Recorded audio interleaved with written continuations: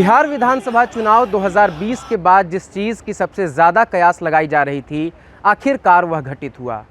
NDA एक बार फिर से टूटा और नीतीश कुमार एनडीए से अलग होकर एक बार फिर से महागठबंधन में शामिल हो गए।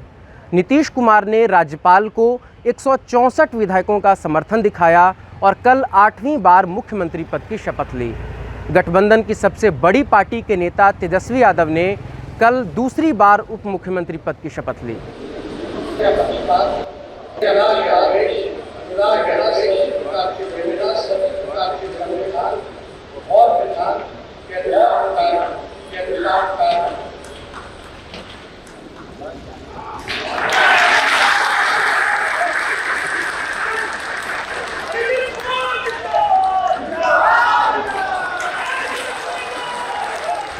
सनद रहे कि पिछले बिहार विधानसभा चुनाव में जदयू तीसरे नंबर की पार्टी थी और अभी भी तीसरे नंबर पर ही है।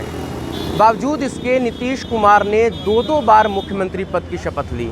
इसलिए जदयू कैंप में तो कोई खास जश्न नहीं दिखा, लेकिन तेजस्वी की वापसी पर राजद समर्थकों में खुशी की लहर दिखी।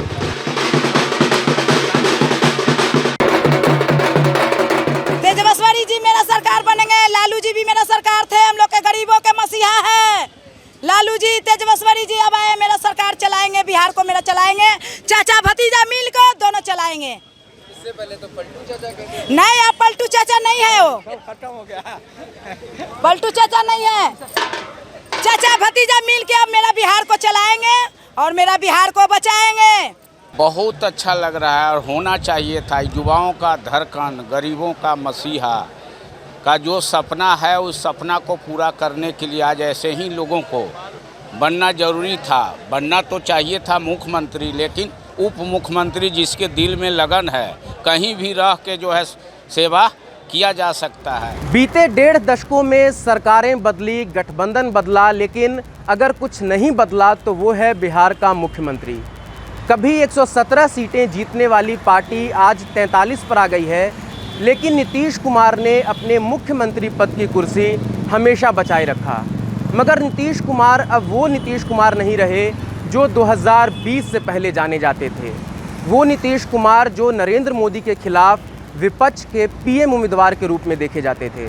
जिस प्रदेश की राजनीति में जाति का योगदान सबसे अहम माना जाता है, उस प्रदेश की राजनीति में सिर्फ 3% आबादी वाली जाति से होते हुए भी नीतीश कुमार लगभग 1.5 दशकों से भी ज़्यादा समय से मुख्यमंत्री पद पर बने हुए हैं। बीच में यह सौभाग्य नीतीश की ही कृपा से जीतन राम मांझी को भी मिला था। लेकिन 2 दशकों तक मुख्यमंत्री रहने के दौरान हमेशा उन्हें किसी न किसी दल का सहयोग लेना पड़ा।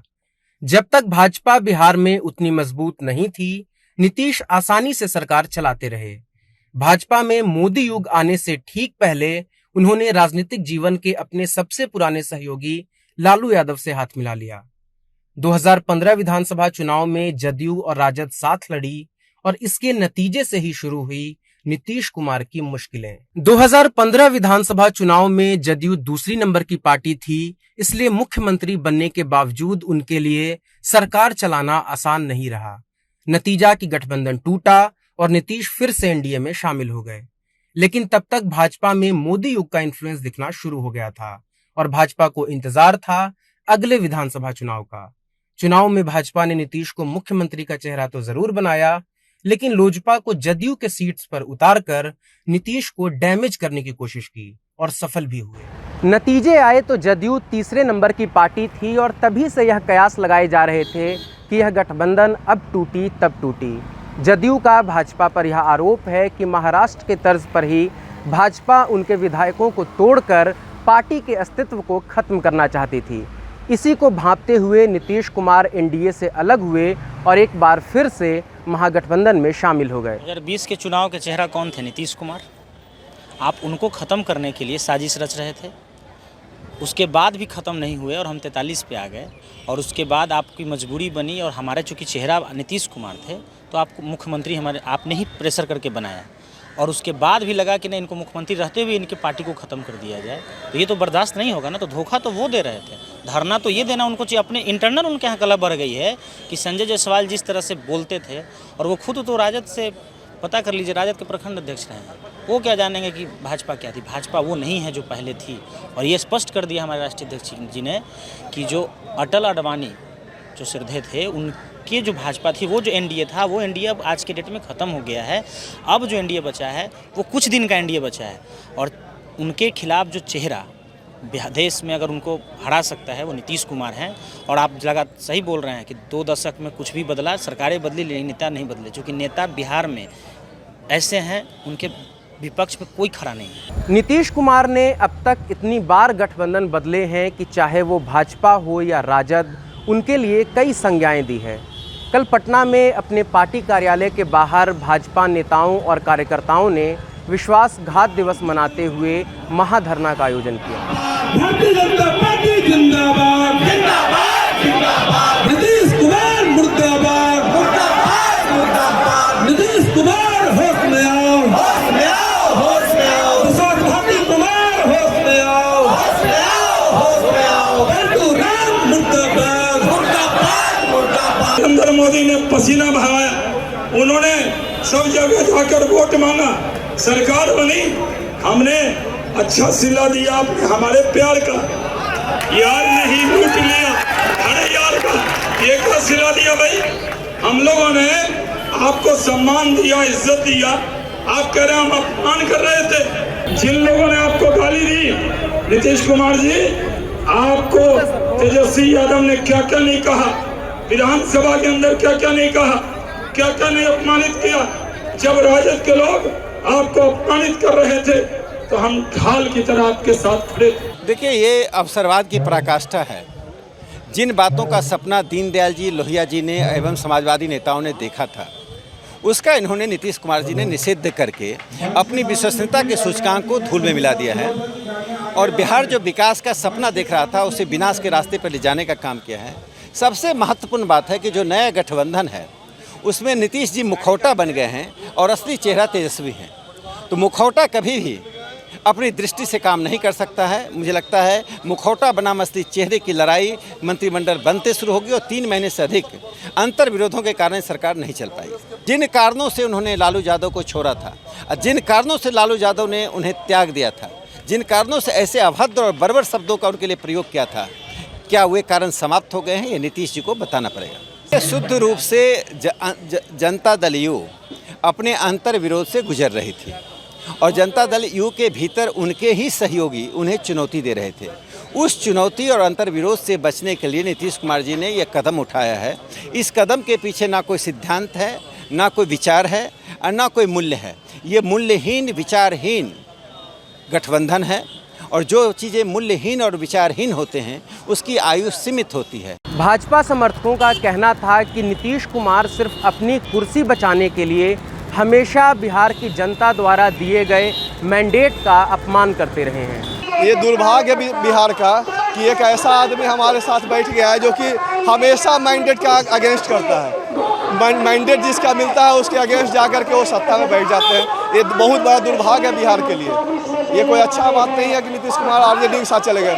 जब उनको मैंडेट आरजेडी की तरफ से मिला था तो हमारे साथ आ गए, आज हमसे अलग चले गए। मैंडेट एनडीए को मिला तो हमसे अलग चले गए। ये बिहार के लिए बहुत बड़ा दुर्भाग्य की बात है।